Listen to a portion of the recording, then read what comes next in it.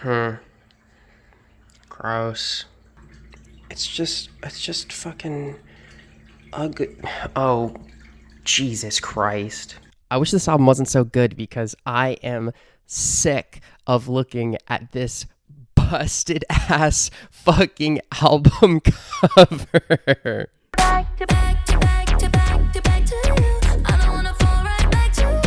In a year that isn't even halfway over and has already seen new releases from Ariana Grande, Beyonce, Billie Eilish, Dua Lipa, and Taylor Swift, the runaway critical consensus for Best Pop Album of the Year so far, by far, is Charli XCX's Brat.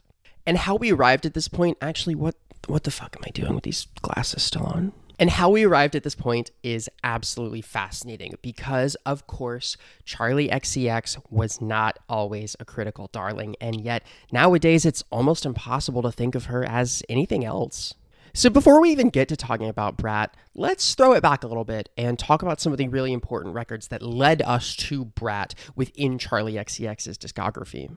So we're all pretty familiar with some of the early ways that Charli unfolds as a pop artist. She comes into the mainstream as an up-and-coming songwriter, but also a powerful voice of her own, making waves on the internet and eventually scoring a smash hit with Boom Clap in 2014, a song that, I don't know, a lot of people have faded on, but I still like it.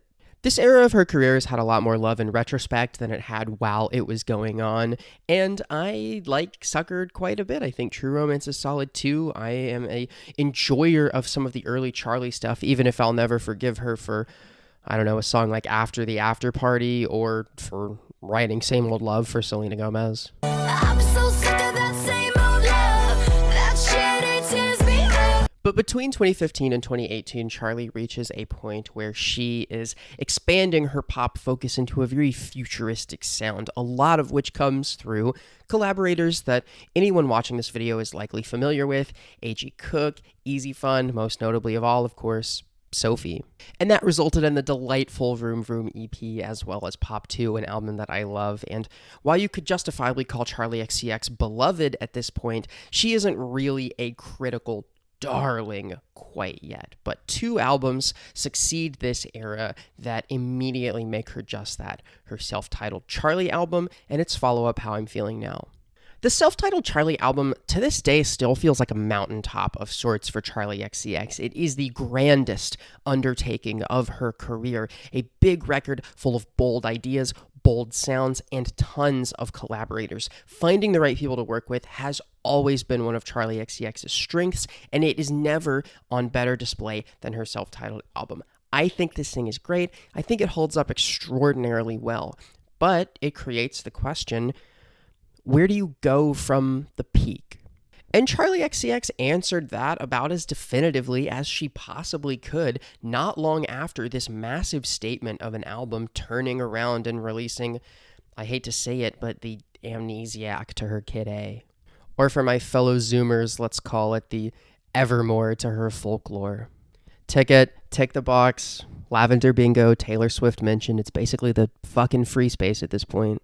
How I'm Feeling Now remains one of Charli XCX's most conceptual releases because it focuses on the isolation of the COVID pandemic, and Charli interprets that through a number of ways, one of the big ones being how much she misses clubbing.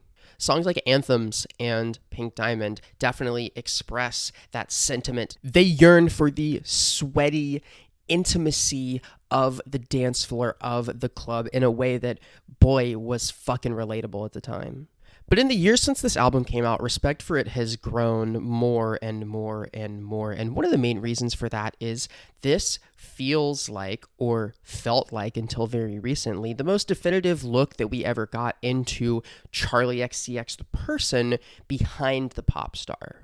While some of the actual person, Charli XCX, that seeps into this record is merely playing into the conceptuality of this sort of being an early pandemic COVID record, and you wouldn't exactly call many of these songs vulnerable, it was still the first time that a lot of people were feeling like they were hearing a person sing at them rather than a pop star, and that's something that has continued to garner the record acclaim among fans in retrospectives in the years since. And one of the big reasons for that is that she followed the album up with Crash. Do we have to talk about Crash? I don't want to talk about Crash. In 2022, Charli XCX follows up these two hugely acclaimed and hugely influential records to her perception with by far the most anonymous thing she's ever done, the album Crash.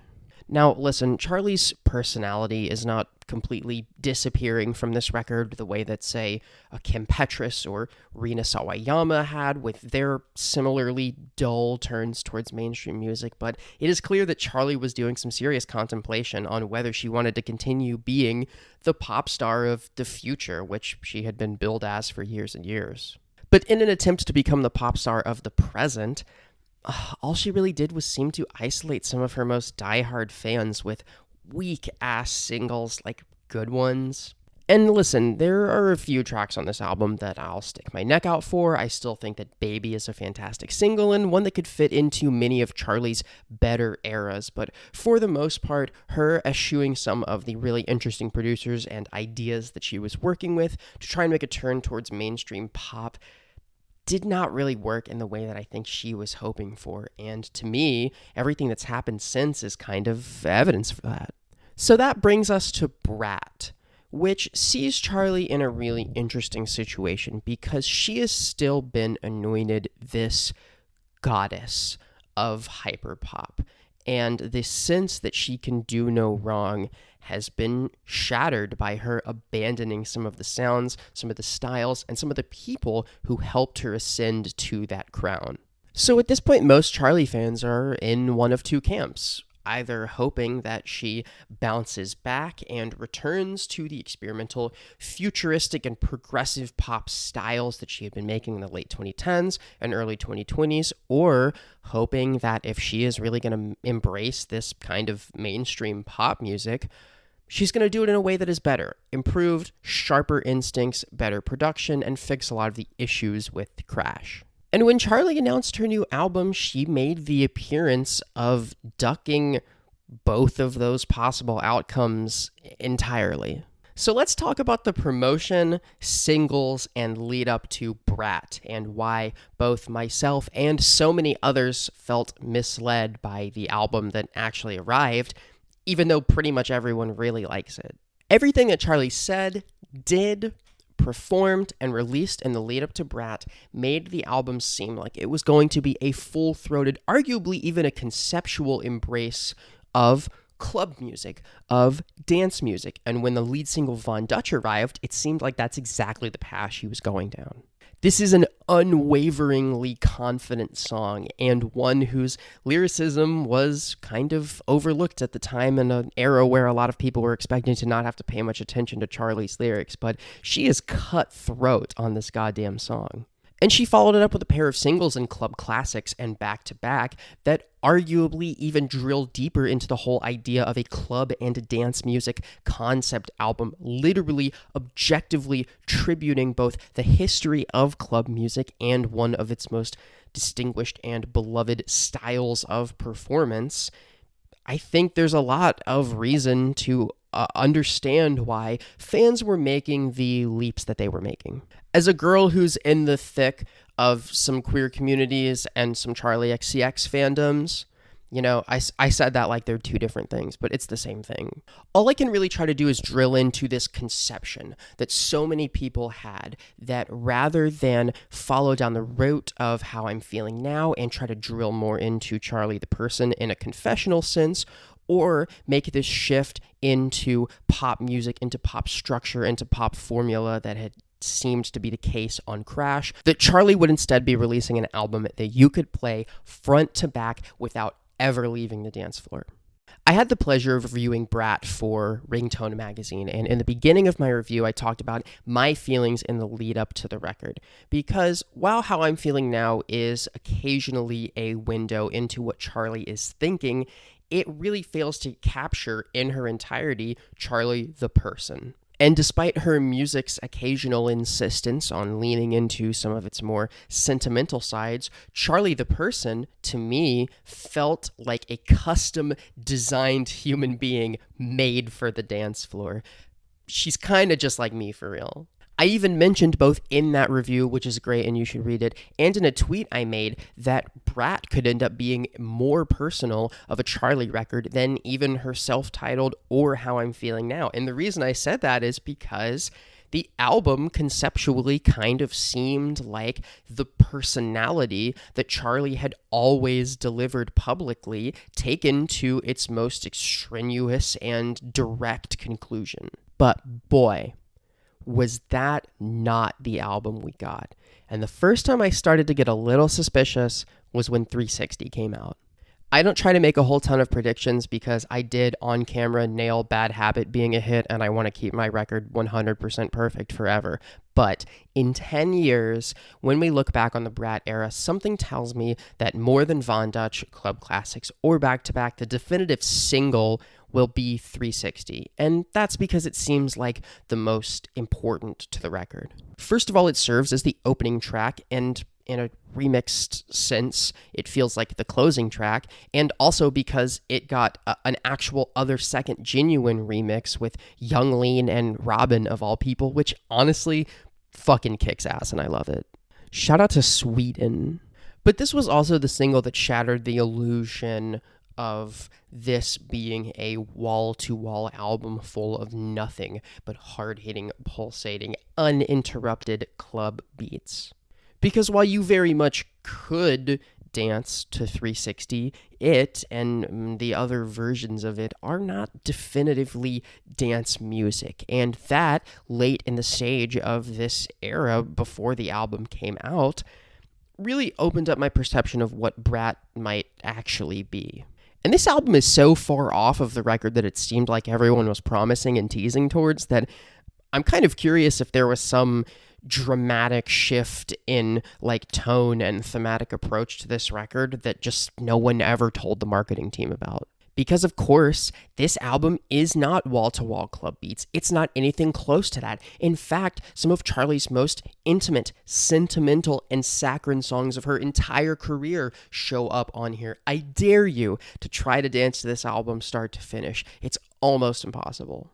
The amount of poppers and ketamine you would need might literally kill you. In a strange kind of way, Brat is the deeper look into Charli XCX, the person that I had been musing on, but in a way I just never expected, because Charli is vulnerable on this album, something that she so rarely has been throughout her career and throughout her public appearances. Charli is showing sides of herself throughout this record that I genuinely didn't know she had.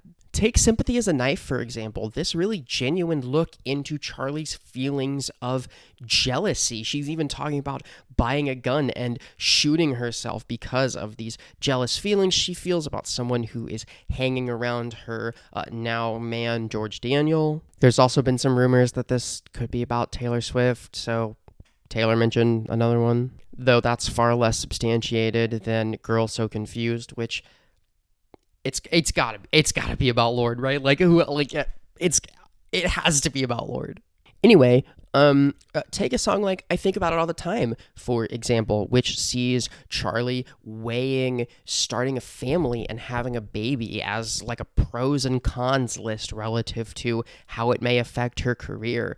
While this song being out now kind of makes it feel normal for Charli to be this vulnerable, it's impossible to even imagine something this raw being slipped into the track list of a record like her self-titled.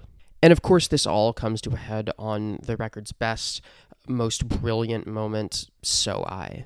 This song is a tribute to Sophie, and it is remarkable in its depth and detail because in so little words, it manages to capture what made her such an iconoclast, such an innovator of her era, and such a fascinating person to know personally from Charli's perspective. But it is also a sort of apology from Charli for never fully recognizing what Sophie was and embracing her in the way that she now feels like she always should have. It's a moment that is deeply, deeply emotional and honestly kind of beautiful seeing Charli reckoning in song the very medium through which she and Sophie met and collaborated with the death of a friend that she now wishes she could have been so much closer to. It is just the kind of thing you don't expect to hear on a Charli XCX record. And that's not a slight. Like, I'm not expecting her to write like she's like Mount Erie or Touche Amore or something. It's fucking pop music. I've had no complaints with much of the songwriting on Charli's discography for years now, but I mean, shit, this is really fucking intense. And yet, it's worth mentioning that a lot of these extremely sentimental moments are cut back to back with the actual fucking club bangers that we were promised all along. This is true of a couple of songs on the record, but man, the best of the fucking bunch, and if you like my content, this will not surprise you, is Mean Girls, because holy shit, is this a personal anthem if I have ever heard one. And after hearing this record, it's absolutely no surprise to me that it is lauded with critical acclaim, because I think it shows Charli at her most versatile. Occasionally, she really dials in, focuses on being intense, uncompromising, unwavering, and making pummeling great dance music. And at other times, she is intimate, raw, vulnerable, sharing her feelings honestly in twinkly, glistening, beautiful, cinematic pop music. There's just no one else that can do both as well as she does. And take a look at her Metacritic score. Take a look at Pitchfork Best New Music high score. It's no surprise that critics are falling over themselves to talk about this thing. And speaking of critics, somebody had to go and pollute the discourse. Now, God forbid, I don't want beef with Anthony Fantano or anything, and I think that his Brat review is really good and insightful, and you should watch it, and he's a great critic who deserves the platform he has. However, him giving this album a 10 out of 10, the discourse suddenly means, do you think Brat is a 10 out of 10? And I'll be honest, not really. To get ultra specific in that criticism, I will say that I think a song like Apple is kind of just, we have Vroom Vroom at home. And what I recently learned is a very controversial take. Club Classics fucking sucks. Club Classics sounds like a YouTube parody of Von Dutch.